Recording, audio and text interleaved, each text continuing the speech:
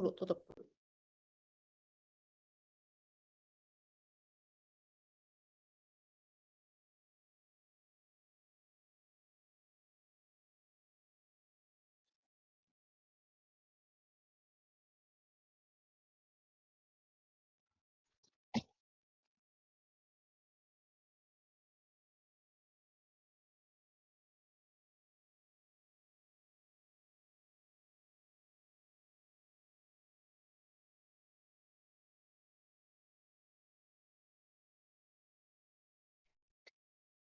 Ya, kita lanjutkan. Jadi hari ini kita mau berbicara tentang sistem limfatik. Saya rasa adik-adik ini mungkin sudah ya dapat dari Dokter Anung tentang sistem limfatik. Tapi mungkin kamu bertanya-tanya, sebenarnya apa sih gunanya saya ini belajar tentang sistem limfatik gitu ya. Jadi kalau misalnya kamu mempertanyakan hal gitu, itu saya apresiasi. Tujuan kita belajar sistem limfatik itu adalah supaya kamu mengetahui bagaimana hubungannya sistem limfatik terhadap kondisi dari homeostasis tubuh. Jadi kalau misalnya saya mulai dulu dari gambar yang ini ya mungkin adik-adik ya sudah sering lihat lah ya, gitu. Sudah sering lihat gitu kan ya, gambar yang sangat familiar ini ya. Saya tunjukkan ini adalah gambaran dari kardiovaskuler. Jadi kalau kita bicara kardio, jadi kita berbicara tentang si jantungnya gitu ya, kardionya yang berfungsi sebagai memompa darah. Dan Anda lihat untuk vaskulernya sendiri, Anda juga sudah belajar ya. Jadi macam-macam vaskuler atau pembuluh darah itu kan ada arteri, kemudian ada kapilernya gitu ya, dan ada vena yang dimana masing-masing dari pembuluh darah ini itu ada fungsinya masing-masing. Saya mengingatkan kembali kalau itu artinya dia yang membawa. Jadi ini kayak pembuluh darah yang memang membawa zat-zat darah yang kaya akan oksigen, makanya warnanya di sini kasih warna merah gitu ya. Kemudian nanti oksigen tadi akan dibawa sampai ke bagian kapiler yang nanti akan terjadi pertukaran di sana untuk memindahkan oksigen ke jaringan dan karbon dioksida dikembalikan lagi ke dalam kapiler. Sehingga nanti pada akhirnya semua itu dibawa menuju ke vena, makanya vena warnanya dikasih warna biru karena dianggapnya dia membawa miskin oksigen ya. Jadi oksigennya dioksigenasi untuk nanti dibawa kembali menuju ke jantung. Jadi kalau melihat dari review tadi, kamu seharusnya sudah paham bahwa fungsi dari jantung itu adalah memompa gitu ya, memompa dari material-material yang dibawa oleh darah. Adik-adik ini sudah belajar ya, komposisi darah itu apa oleh dokter Nisa. Ya, jadi sebenarnya jantung itu berfungsinya hanya seperti itu saja. Begitupun juga dengan kapiler dengan pembuluh darahnya ya kita anggap dia adalah selang-selangnya untuk menyalurkan isi material dari darah yang dipompa. Sekarang pertanyaannya kalau begitu untuk yang tadi sistem limfatik di sini kan judulnya hubungan sistem limfatik dengan sistem kardiovaskuler. Jadi kalau bertanya apa sih fungsinya sistem limfatik? Ini mungkin adik-adik bertanya gitu ya, sistem limfatik itu apanya sistem kardiovaskuler atau di mana letaknya? Jadi sebenarnya letak dari bagian dari limfatik itu sendiri kayak pembuluh-pembuluh limfatiknya itu ternyata sangat berdekatan dengan bagian-bagian pembuluh darah kita gitu ya Dek ya dan itu dekat sehingga kalau kita gambarkan di sini secara skematis kamu bisa lihat gambarannya tuh yang warnanya pembuluh warna kuning ini ya. Jadi yang dikasih warna kuning seperti ini termasuk bagian dari bagian dari sistem limfatik. Kamu bisa melihat sama lah ya, mirip seperti kayak pembuluh darah gitu ya. Dia punya kapiler ya, punya kapiler limfatiknya gitu. di sini disebutkan ya, limfatik kapiler, kemudian juga ada nodus limfatiknya, kemudian nanti, semua ini ternyata gitu dengan punyanya pembuluh darah kita. Ditanya apa fungsinya, sebelum kita bicara fungsi, kita lihat dulu. Nah, ini yang sebelahnya kita lihat dulu ya. Di sini kamu bisa lihat, ini kan ceritanya bagian dari arteriol ya, sorry ini arteriol, oh ya oke lah ini kasih arteriol. Ini arteriol, arteriol nanti masuk menjadi kapiler gitu kan ya, menjadi kapiler. Ini harusnya sih arteri ya, ini arteri kecil, terus ini harusnya arteriol, baru yang cabang begini ini adalah kapilernya, kemudian berubah warna menjadi biru ini adalah venulanya. Sampai akhirnya nanti masuk menuju ke vena gitu ya. Ini yang seperti itu. Yang warnanya kuning ini adalah bagian dari sistem limfatik yang kamu lihat di sini, ini adalah pembuluh kapiler dari limfatik. Jadi ini kalau ngelihat ternyata dia letaknya itu sepertinya di sela-sela dari bagian kapiler gitu ya. Jadi ini pembuluh kapiler dari pembuluh darah dan juga pembuluh kapiler dari sistem limfatik. Ternyata sedekat itu, sehingga tentunya dia mempunyai fungsi yang sangat esensial. Fungsinya apa? Jadi kalau misalnya kita lihat lebih jelas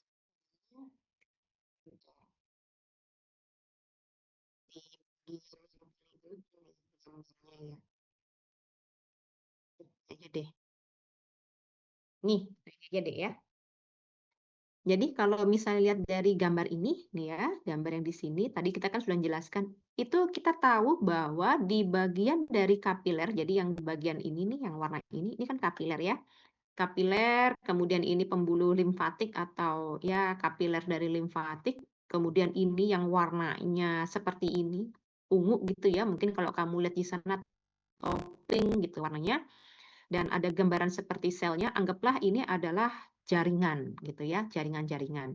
Kita tahu bahwa adanya proses perpindahan gitu ya, proses perpindahan material-material yang dibawa oleh kapiler itu kan hanya di kapiler gitu ya, tidak ada ceritanya perpindahan oksigen maupun CO2, nutrisi-nutrisi lain seperti glukosa dan lainnya itu di luar dari kapiler itu tidak mungkin. Secara strukturnya kapiler itu istimewa dibandingkan dengan pembuluh darah yang lainnya. Nah, di sini terjadi proses perpindahan secara difusi yang pasif. Kita bicaranya difusi pasif, artinya perpindahan material yang dibawa di kapiler menuju ke ruangan interstisial gitu ya, untuk nanti pada akhirnya menuju ke bagian dari si sel jaringan. Maka perpindahan ini merupakan difusi pasif, artinya dia berdifusinya atau perpindahan materialnya itu tidak menggunakan energi, hanya karena ketergantungan dari perbedaan gradien tekanan. Entah itu tekanan yang di sini lebih besar daripada yang di sini gitu ya, sehingga kita tahu pindahannya itu akibat dari tekanan yang tinggi menuju ke tekanan yang rendah gitu ya. Nanti kita sedikit deh tentang itu. Tapi intinya di sini ada proses pindahan secara pasif, itu kita sebut sebagai difusi pasifnya.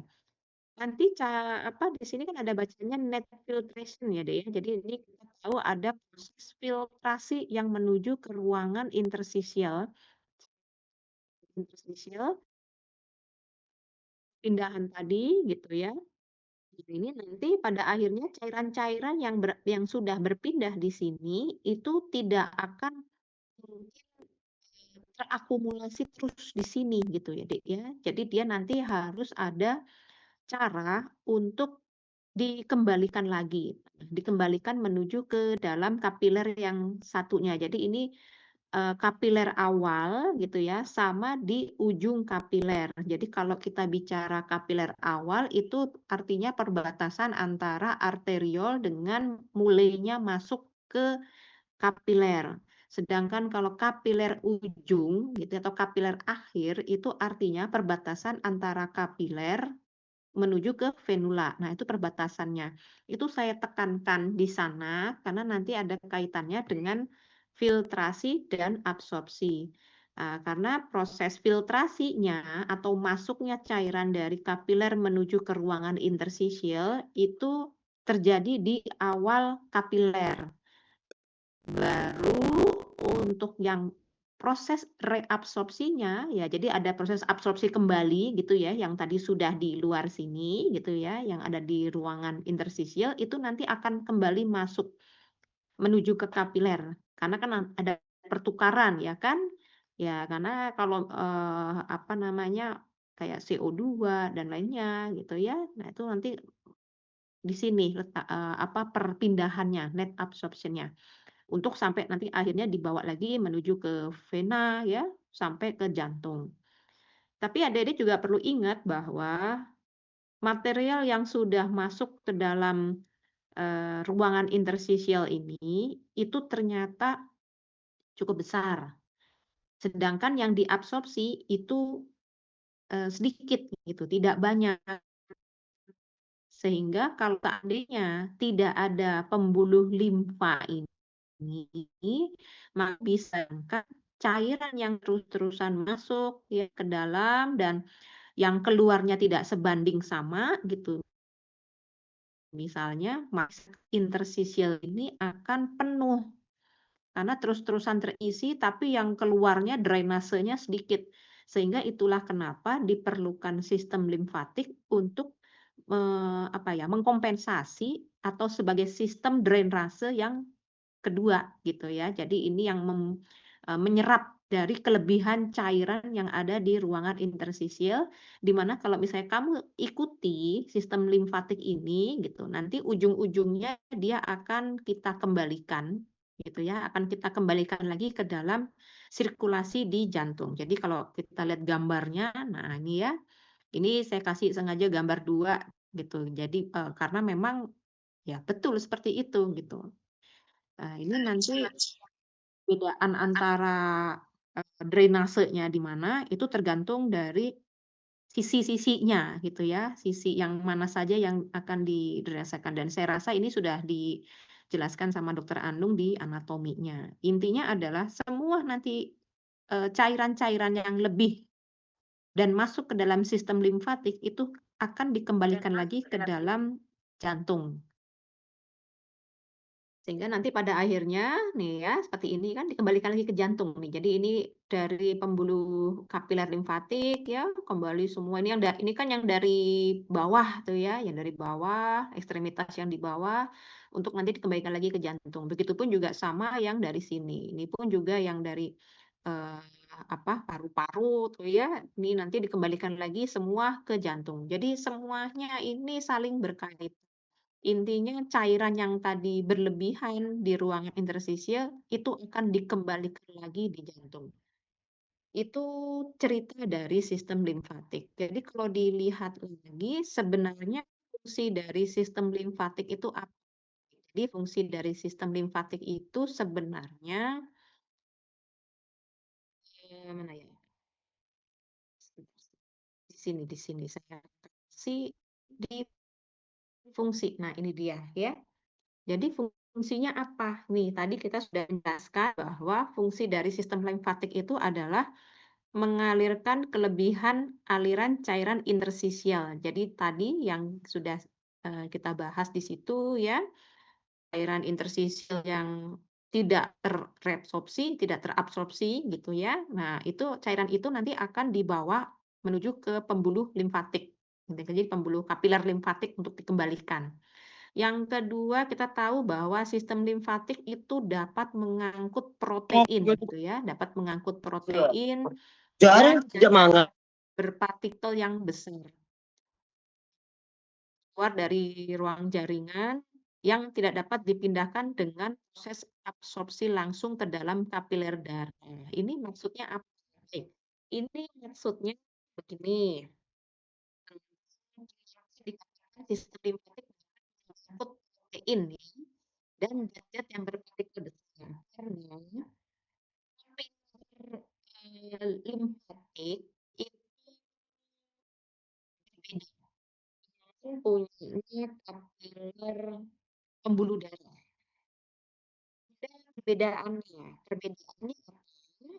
Ya, jadi kalau misalnya perhatikan di gambaran yang di sini, ini gambaran dari kapiler limfatik warnanya hijau ini. Ini kapiler limfatik, kamu bisa lihat di sini dia ada ya, ada sel endotelnya, memiliki satu sel inti, ya, seperti itu, mirip ya.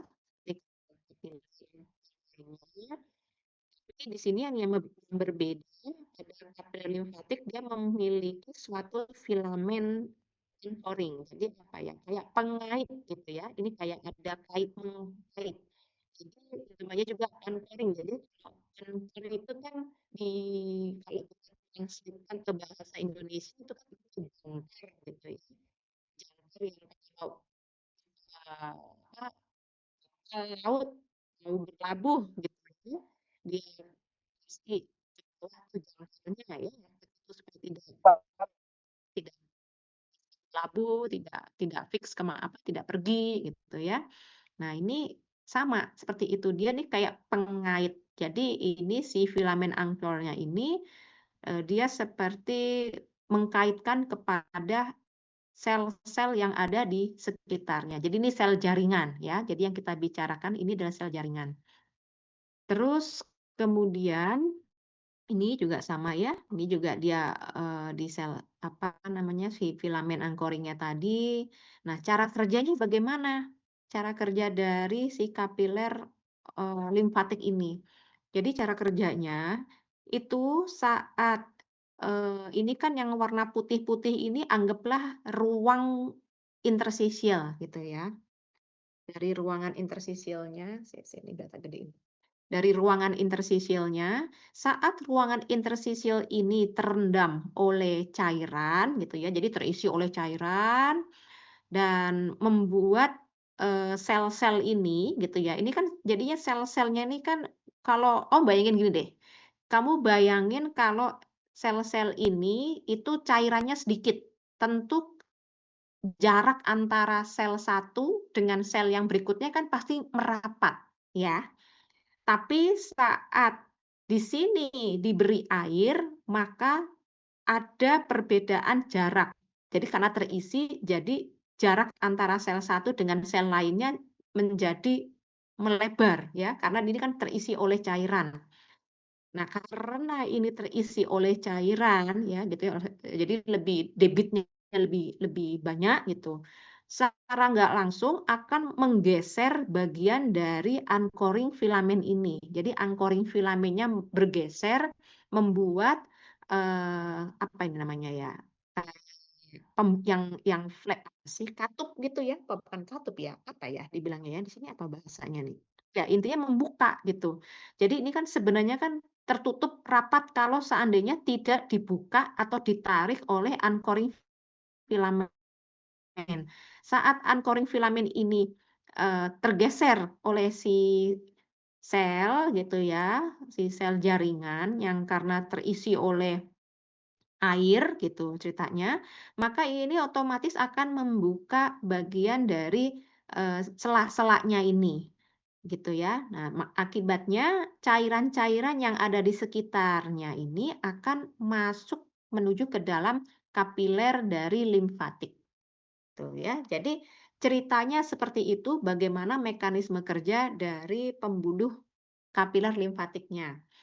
Dan adik-adik juga harus tahu bahwa sebenarnya kalau misalnya kita lihat di sini, nah ya, cairan.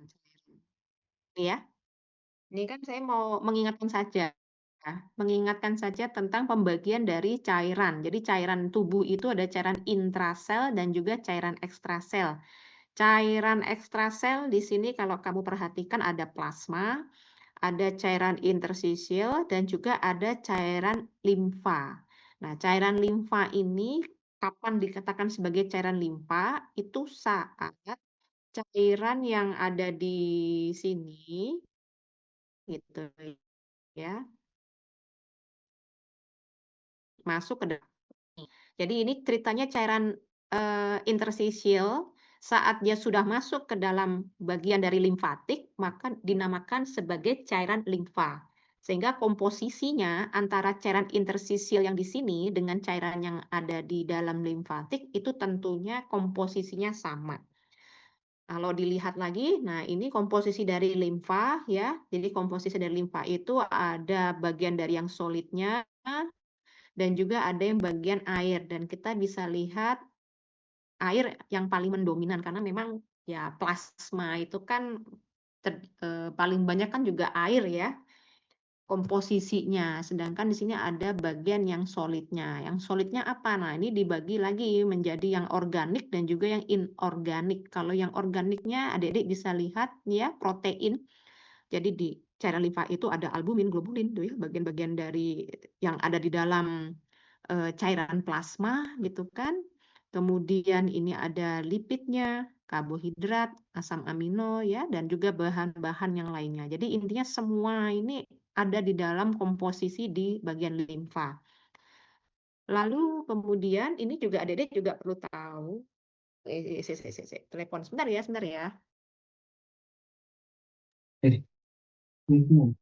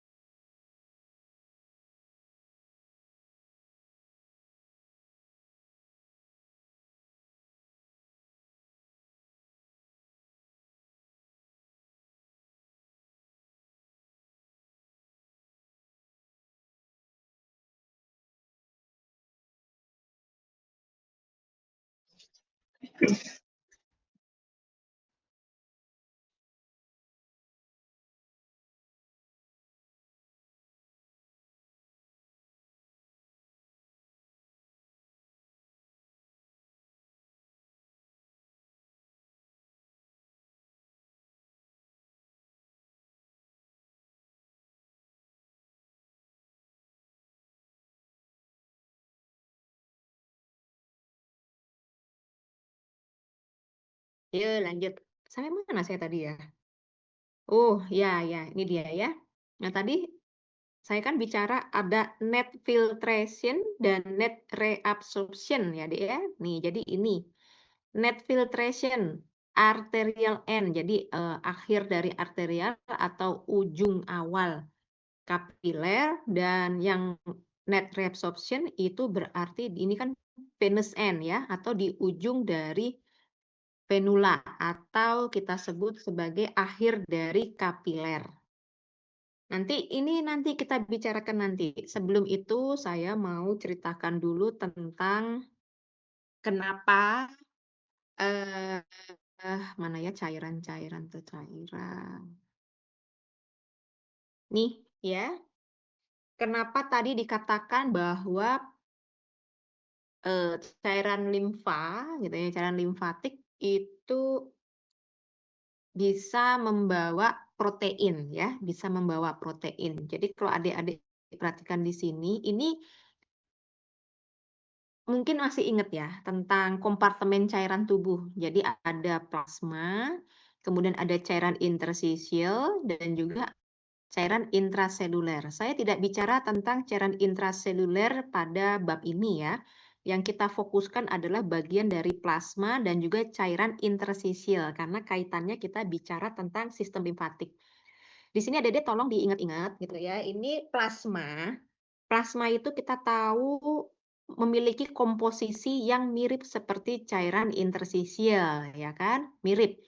Karena adanya perpindahan dari plasma menuju ke ruangan interstisial itu hanya dibatasi oleh suatu dinding kapiler.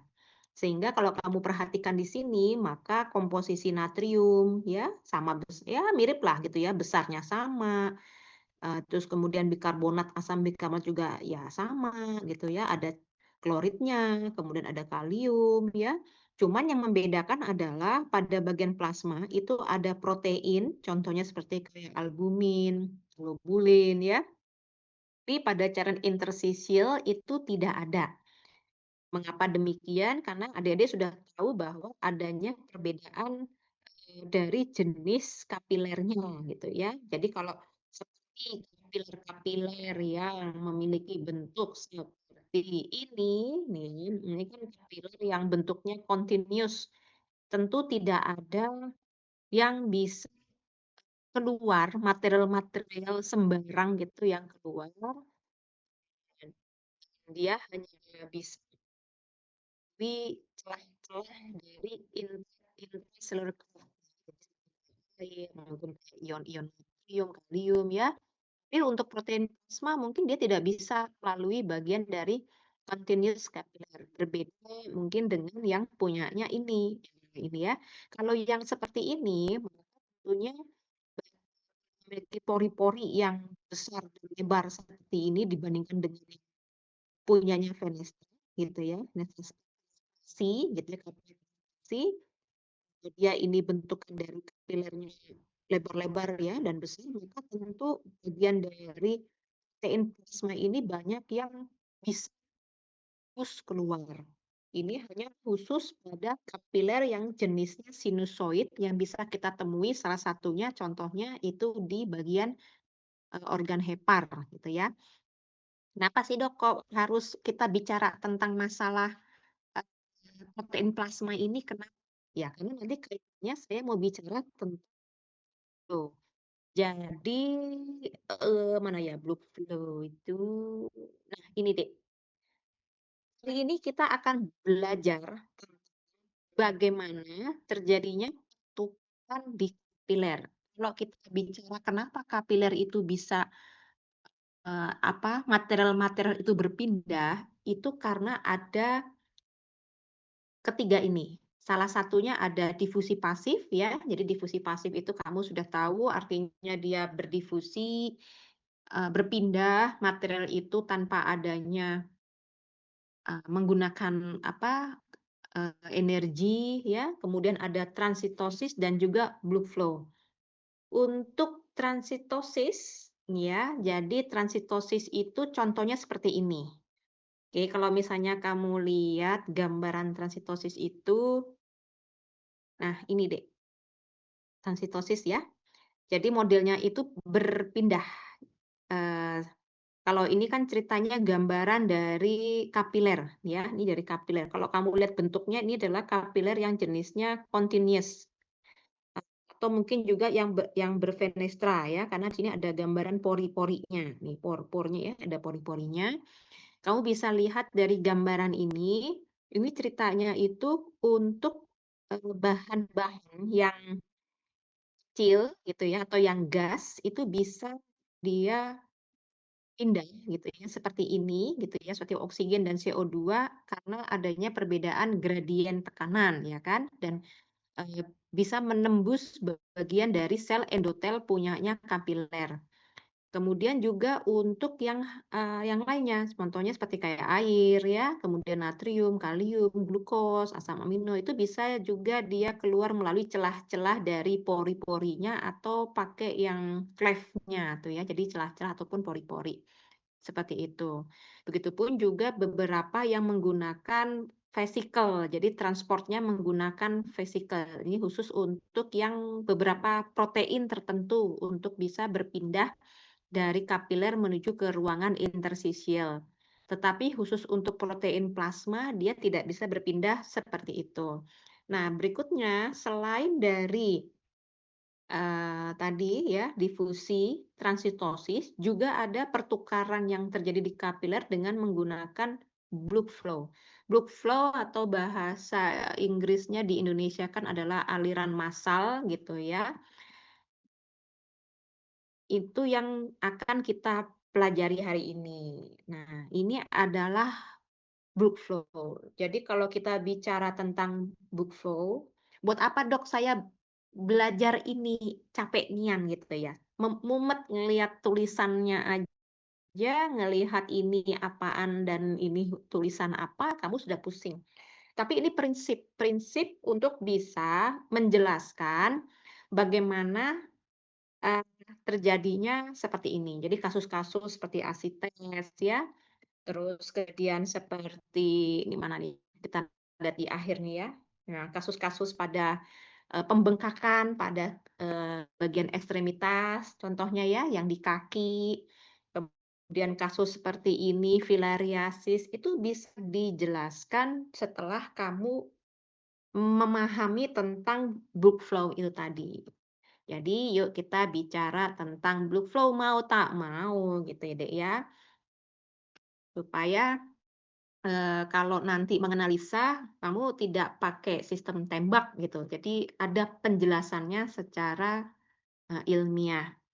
Sekarang kita mulai dulu dari gambaran yang di sini. Sebenarnya mau pakai gambar yang ini, mau yang ini, atau yang ini sebenarnya bisa gitu ya. Cuman saya mau jelasin dulu yang bagian yang ini aja. Ini kamu bisa ngelihat dari buku Guyton. Di buku Guyton ada, kemudian di buku Sherwood juga penjelasannya juga sangat mudah. Jadi terserah kamu mau pakai buku yang mana untuk bisa menjelaskan ini lebih detail ya, supaya kamu paham.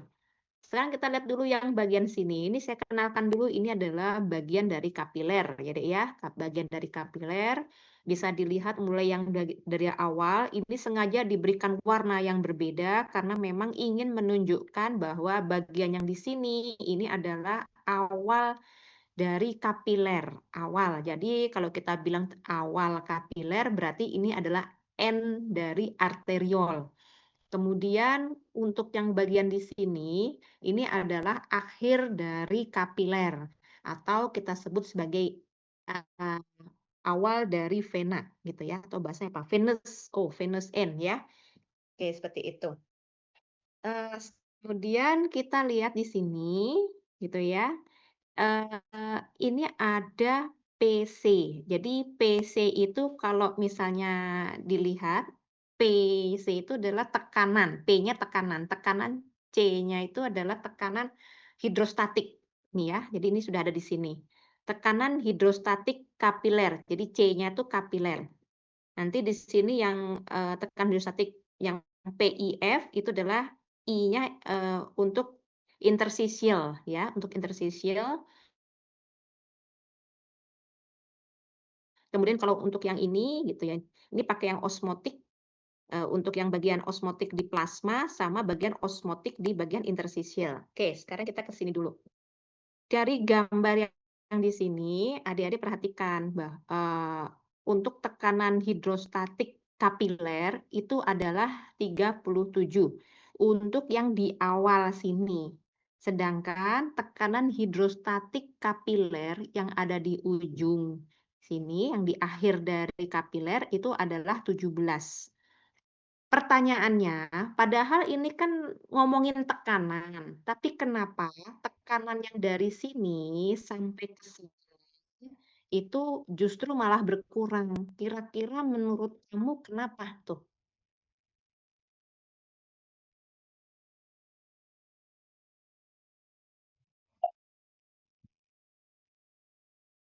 Ada yang Dengan bisa? berbagi dengan lymphatic vessel, Dok. Gimana deh? Gimana? Karena izin dok karena terbagi dengan lymphatic. Ya, boleh, boleh, boleh. Jadi gini, sesuai dengan namanya, kalau kamu cari, ya, ini coba nih sambil searching ya. Eh, tekanan hidrostatik itu apa sih gitu ya? Nih aku tadi habis nyariin buat kamu gambar-gambar makanya agak lama nih. Tekanan hidrostatik biar paham.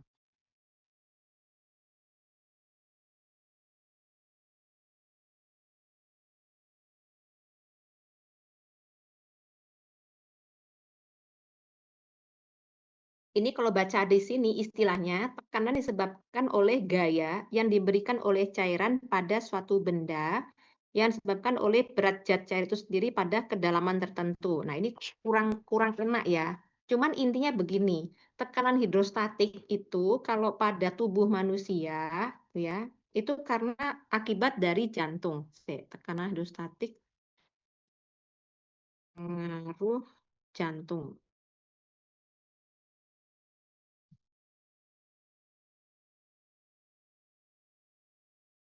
ya. Nih, tekanan hidrostatik yang dihasilkan oleh cairan seperti darah memiliki pengaruh pada fungsi jantung. Ini, tekanan hidrostatik dapat meningkatkan aliran balik vena ke jantung. Namun pada saat yang sama dapat menyebabkan peningkatan volume darah yang dipompa oleh jantung. Intinya adalah apa? Intinya adalah tekanan hidrostatik itu akibat dari darah yang dipompa. Makanya dari gambaran slide ini menjelaskan ada waktu apa namanya? Saya tulis ini. Jadi, stiker yang ada di awal dengan yang di akhir itu memiliki perbedaan. Ya, di sini 37, yang di sini 17. Artinya apa? Artinya semakin dia dekat dengan sumber jantungnya, maka tekanannya tentu lebih besar, 37. Semakin dia jauh dari sumber jantung atau sumber pompanya, maka tekanan hidrostatiknya juga akan beriringan menurun. Jadi kamu bisa lihat di sini hanya 17. Gitu. Jadi ini pengaruh dari pompa jantung, tekanan hidrostatik. Ini tolong diingat-ingat karena nanti kaitannya sama kasus gagal jantung ya. Oke.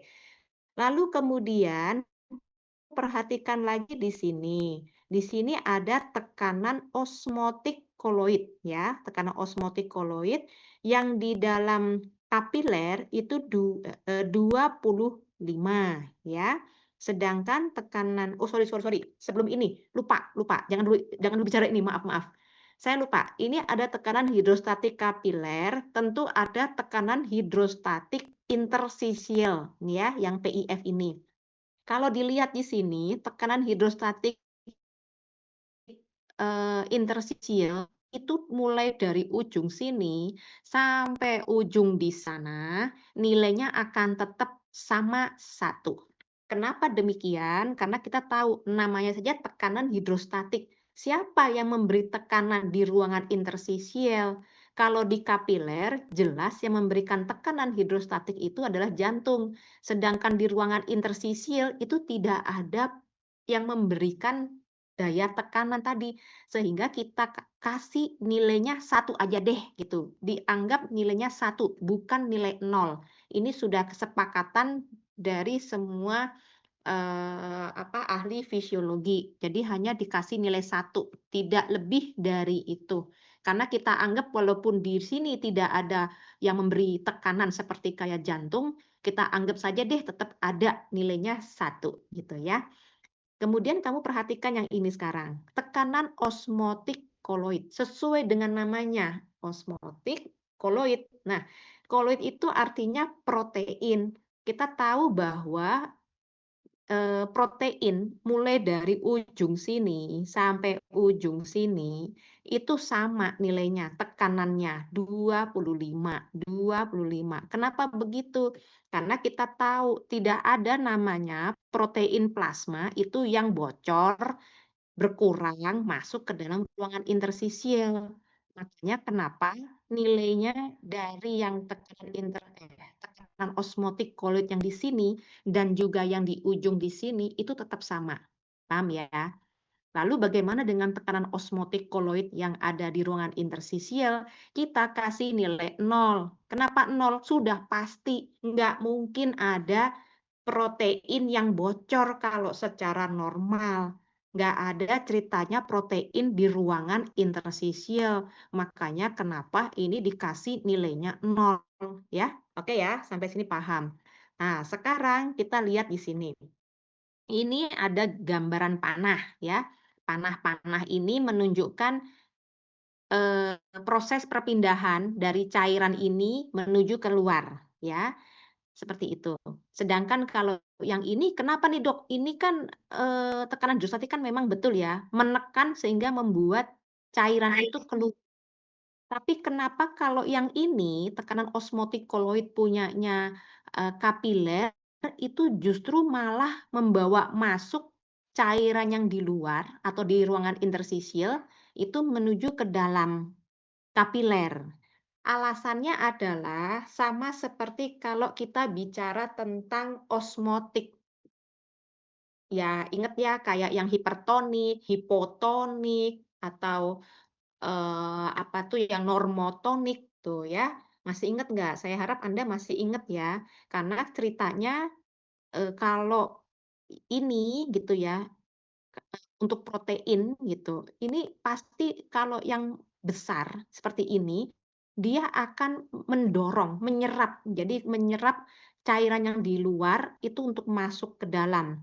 Kenapa begitu? Karena ini sudah kalah. Ya lihat aja nih, ini yang di sini aja di ruangan interstisial, tekanan osmotik koloidnya saja ya nol gitu ya, 0, yang ini 25, ya kita tahu bahwa protein itu ya anggaplah secara ininya dia yang menyerap gitu ya, dia yang menyerap, yang mengambil cairan masuk ke dalam.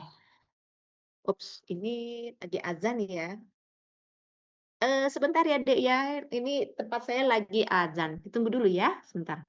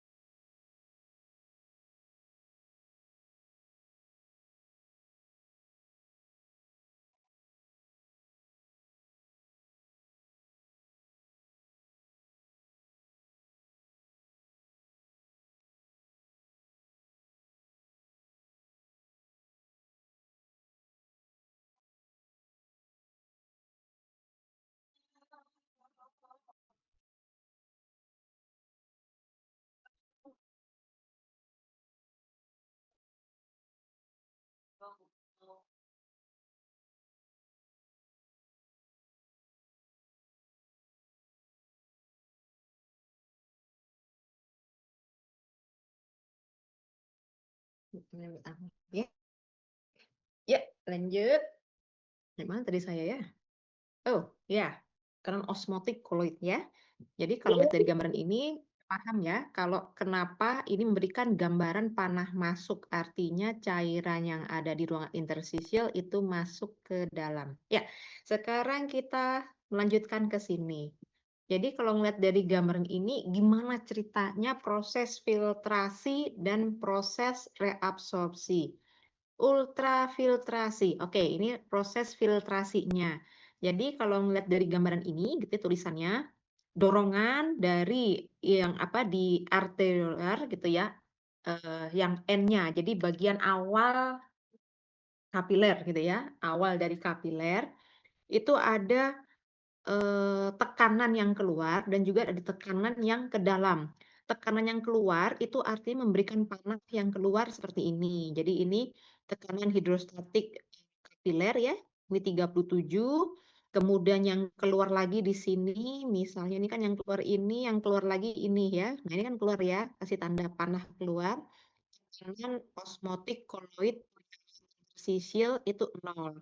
Sehingga kalau kita jumlahkan 37 tambah 0 nilainya 37. Ini adalah tekanan yang keluar. Sekarang kita lihat tekanan yang ke dalam. Tekanan yang ke dalam itu diberi panah ke dalam seperti ini. Jadi yang ini dan juga yang ini ya.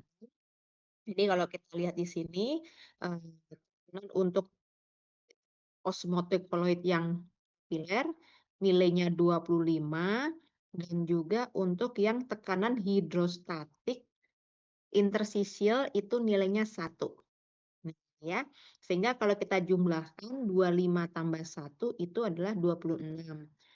Kalau kita selisihkan 37 dikurangi 26, jadi tekanan keluar dengan tekanan ke dalam itu kita kurangi, maka selisihnya itu adalah 11 ya, 11.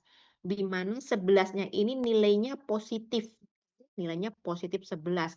Karena ini yang menang itu adalah nilai yang outward gitu ya. Nilainya karena kan kalau misalnya dibalik nih misalnya ya, yang ini 26, yang ini 37 gitu misalnya ya, dikurangi maka kan hasilnya jadi minus 11. Kalau minus berarti eh, yang besar kan yang ke dalam gitu ya. Jadi itu kalau dari gambarannya seperti itu. Jadi ini kalau dilihat eh, lebih besar daya yang keluar tuh ya, lebih besar yang keluar. Sehingga di sini terjadilah proses filtrasinya dibandingkan dengan proses yang ke dalam inward pressure-nya gitu. Nah, sekarang kamu perhatikan yang bagian di sisi ujung akhirnya gitu ya dari kapiler. Kalau yang di sini kita kembali lagi ada tekanan keluar dan juga tekanan ke dalam. Tekanan keluarnya nih ya, tekanan keluarnya kita lihat di sini tekanan hidrostatiknya 17 ya, yang intersisi yang kapiler. Sedangkan ini yang keluar lagi yang punyanya tekanan osmotik koloid interstisial itu nilainya 0 sehingga kalau kita jumlahkan 17 tambah 0 itu 17. Tekanan yang ke dalam berarti yang ini. Koloid dari punyanya kapiler itu 25 sama yang ke dalam lagi yang ini tekanan hidrostatik interstisial itu adalah 1. Jadi 25 ditambah 1 adalah 26. Nah, ini kan kebalikannya ya. Sehingga kalau misalnya kita kurangi 17, kita kurangi 26, maka didapatkan hasilnya minus 9 gitu kan. Cuman ini nggak kita tulis seperti itu. Cuman intinya kan kamu paham bahwa ada lebih banyak yang ke dalam gitu, yang inward, yang ke dalam. Jadi sehingga di sini ada proses terjadinya reabsorpsi sebanyak 9 tekanannya nih ya. Tuh 9 yang masuk tuh seperti itu.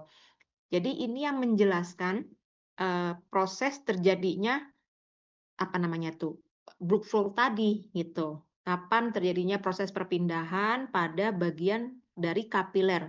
Jadi kalau kamu lihat di kapiler ini prosesnya itu enggak artinya di semua bagian kapiler itu terjadi proses filtrasi, tapi ada bagian-bagian yang justru juga tidak terjadi proses filtrasi. Nah, gambarannya itu ditunjukkan di tulisan yang ini. Ini kan ceritanya kalau kamu lihat gitu ya, nih, eee, yang biru capillary hydrostatic pressure, yang merah nih ya, colloid osmotic pressure, cuman intinya saya ingin nunjukkan bahwa ada masa-masanya di bagian dari kapiler ini, di mana tidak terjadi proses filtrasi atau reabsorpsi atau absorpsi ya, di mana? Nah ini nih, di saat nilainya itu, eee, net pressure-nya ini sama tuh ya. Jadi kalau sudah nilainya sama seperti ini, maka di daerah area ini tidak terjadi proses filtrasi ataupun terjadi proses absorpsi, gitu ya, Dek, ya. Dan kalau misalnya ditanya yang mana yang terjadi proses filtrasi, itu tentu dimulai dari awal kapiler.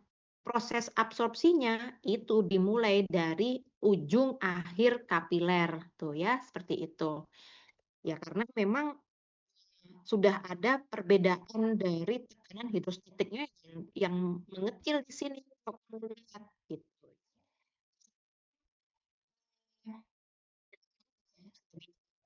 Itu terus yang mau saya bicara ini. Ini kita tahu tentang blood flow, terakhir nih, terakhir. Setelah tahu tentang blood flow, maka kita akan tahu bahwa ini benar-benar pompa ya. Oh, sik, ngomongin pompa ya. Pompa aja deh, ini dulu. Nih, jadi kita tadi sudah bicara kapan terjadinya pembengkakan di dalam jaringan atau di ruangan interstisial ya. Jadi yang namanya udim itu terjadi karena adanya pertukaran yang tidak normal gitu ya. Ada pertukaran yang tidak normal yang mungkin saja terganggu. Ini biasanya disebabkan karena dua penyebab kemungkinan. Yang pertama adalah dari drainase limfa yang tidak memadai. Artinya kemungkinan limpanya yang tersumbat gitu ya. Jadi pembuluh limfanya mungkin yang terganggu sehingga cairan itu tidak bisa masuk ke dalam pembuluh limfa, kelebihan cairan yang di ruang interstisial terus-terusan terakumulasi, maka bisa terjadi proses pembengkakan. Biasanya kalau adik-adik perhatikan di sini gitu ya, ini ya untuk topisnya ya supaya memudahkan kamu aja biar kamu ada semangat mau belajar tentang sistem limfa gitu ya. Di sini kan ada edem ya, pembengkakan. Jadi pembengkakannya itu bisa karena adanya peningkatan tekanan hidrostatik, adanya penurunan dari tekanan koloid osmotik, adanya dari penyumbatan pembuluh limfa dan peningkatan permeabilitas kapiler. Ada yang nomor satu ini ya, ini bisa dicontoh. Jadi drainase limfa yang tidak memadai itu bisa contohnya pada penyumbatan di pembuluh limfa. Jadi kalau adik-adik seperti gajah, tuh ya, nih seperti gajah ini yang seperti gambaran ini di pembuluh limfanya itu ternyata menjadi sarang parasit dari cacing ya, punyanya ya dari ini dari filariasis, di tempat bertumbuhnya dari si parasit filariasis tadi itu. Dan itu menyumbat di bagian dari pembuluh limfa sehingga cairan-cairan yang berada di ruangan interstisial itu tidak bisa terbuang melalui drainase menggunakan sistem limfatik. Kalau misalnya kamu coba tekan, makanya ini gini, kenapa pada pembengkakan itu selalu kamu harus memeriksa apakah dia termasuk pitting edem atau non pitting edem. Kalau yang dikatakan sebagai pitting edem mana ya? Nih. Ya. Pitting edem itu artinya saat kamu pencet seperti ini, itu nanti akan meninggalkan suatu bekas seperti ini atau gambaran realnya itu seperti ini ya. Kamu bisa melihat bagian dari pitting edem itu bentuknya seperti ini.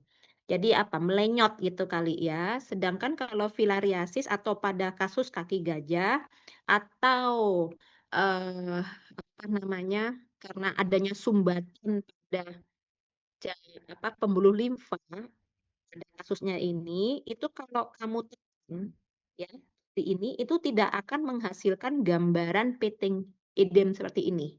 Tidak akan, karena bentuknya nanti dia keras gitu. Jadi kita klarifikasikan untuk kasus seperti ini adalah yang non-pitting edem. Nah, kalau pada kasus yang gitu ya, bisa lihat ini bengkaknya itu kan juga harus dideskripsikan ya, Dek, ya. Jadi kan kamu kalau disuruh lihat ini ekstremitasnya gimana, ada pembengkakan atau tidak, ada edem apa enggak gitu ya. Nah, itu kan harus dijelaskan edemnya itu apakah dua sisi atau bilateral atau satu sisi saja atau unilateral. Kemudian juga harus kamu definisikan atau deskripsikan apakah itu pitting atau non-pitting gitu kan. Itu nanti mempengaruhi dari pemeriksaan dari kira-kira masuk yang mana nih dari edem-edem ini gitu ya. Karena kalau kita lihat di sini contohnya ada kasus ini penyakit jantung ya atau gagal jantung itu akan memberikan gambaran pembengkakan pada kaki gitu ya ekstremitas yang bawah. Kenapa kok bawah? Ya kamu tahu lah ya jantung itu kan gagal mompa gitu sehingga otomatis tekanan hidrostatiknya kan meningkat gitu ya. Jadi dia terutama di venanya nggak bisa itu kira-kira mau membawa darah yang di vena itu dikembalikan lagi ke jantung karena tekanannya sudah kurang. Karena tekanannya kurang, makanya di sini terjadi peningkatan tekanan hidrostatik yang seharusnya di sini mana nih? Nih, yang seharusnya di sini ini 17 di adanya jantung yang lemah ya, pompanya kurang kuat, nggak adekuat, ya jadi di sini bisa saja tekanan hidrostatiknya juga besar gitu, entah mungkin 38 atau ya 40 di sini, sehingga akibatnya tidak ada proses reabsorpsinya tuh ya. Jadi, filtrasinya tetap terjadi gitu ke sini gitu ya, ke ruangan interstisial, tapi tidak ada yang direabsorpsi karena tekanan hidrostatik yang ada di ujungnya ini tinggi gitu ya, Dek, ya. Nah, jadi itulah yang menjelaskan, kenapa pada kasus ini gitu ya, penyakit jantung kongestif atau penyakit gagal jantung itu memiliki gambaran bengkak di kedua kakinya gitu ya, dan sama-sama memberikan gambaran pitting edem. Dan yang lain-lainnya ya, bisa apa saja nih, kayak penurunan tekanan koloid osmotik. Nah ini, penurunan tekanan koloid osmotik ini artinya apa? Artinya pada kasus-kasus orang yang mengalami malnutrisi atau punya penyakit jantung penyakit, liver ya atau penyakit hati nih, sirosis hepatis misalnya ya. Kenapa begitu? Karena kasusnya nih contohnya pada kasus yang, proteinnya yang malnutrisi ya, kan otomatis kalau orang malnutrisi tentu tidak ada asupan protein. Dan kita tahu bahwa untuk bisa, tubuh itu tetap membutuhkan protein ya kan ya. Kalau asupannya kurang seperti itu tentunya ya proteinnya di dalam plasmanya pun juga tidak akan ada, sedikit yang diproduksi oleh hepar. Begitupun juga sama pada kasus-kasus orang yang punya kerusakan pada hepar. Orang pada hepar yang rusak itu juga adanya gangguan dalam proses pembentukan protein plasma, seperti kayak albumin.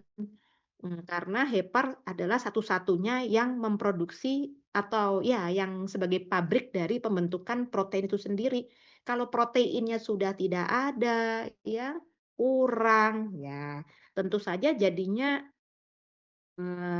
apa? Jadinya itu lagi apa namanya bengkak ya tuh karena apa ya ini di sini berarti kan nilainya kurang dari 25. Bisa saja nanti kalau, rendah ya otomatis ini bocor ya kan, banyak yang ke dalam tapi tidak ada yang ditarik lagi ke ruangan kapiler. Nah jadi inilah ceritanya kenapa seseorang itu bisa bengkak. Lah, terus kalau bengkak yang ini gimana, Dok? Kasus-kasus bengkak yang pakai apa tuh yang Ibu berdiri lama atau duduk terlalu lama terus kakinya tiba-tiba bengkak. Nah, kalau itu ceritanya lain lagi. Kalau itu ceritanya karena di sini, mana ya? Nih, pompa. Nah, nih ya. Jadi adik-adik juga harus tahu, kadang-kadang pembengkakan itu bukan selalu diartikan sebagai hal yang patologis, tapi bisa saja itu fisiologis. Kenapa? Misalnya menggunakan celana yang ketat di daerah-daerah ini ya, ekstremitas gitu kan, kaos kaki misalnya. Terus kamu berdiri lama, kamu nggak pernah kamu gerak-gerakan kakinya,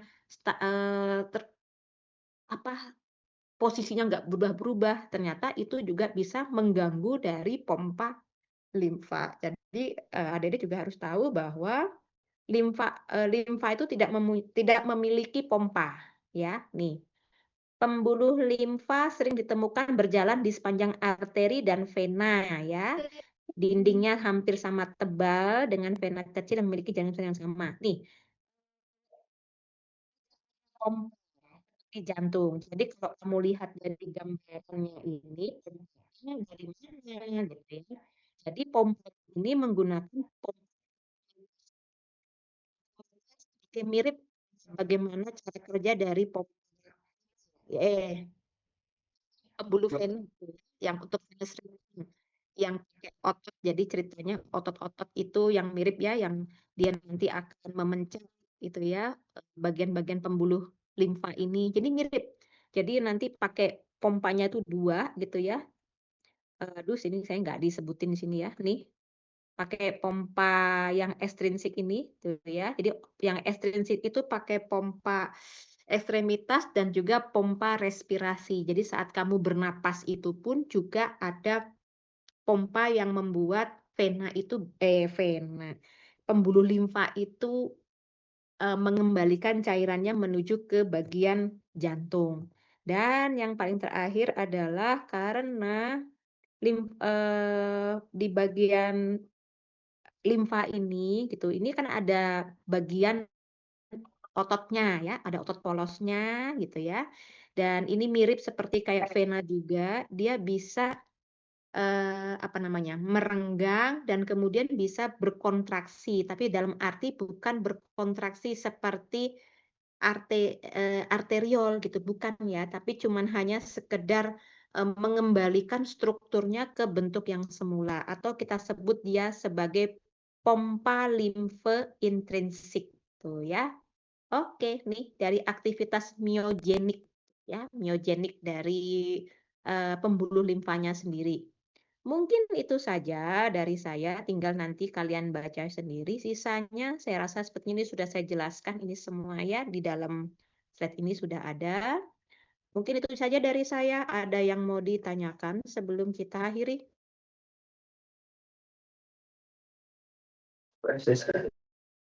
Sudah? Tidak ada yang tanyakan?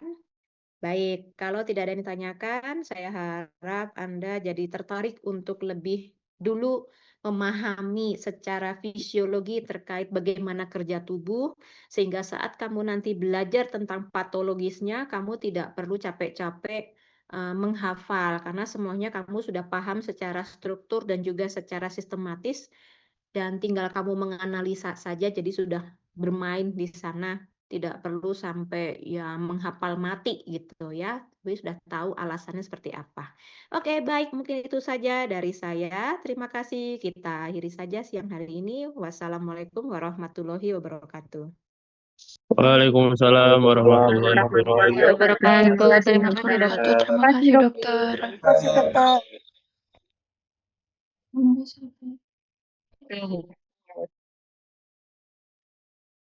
Nggak usah keluar ya, linknya sama kok. Ya. ACC.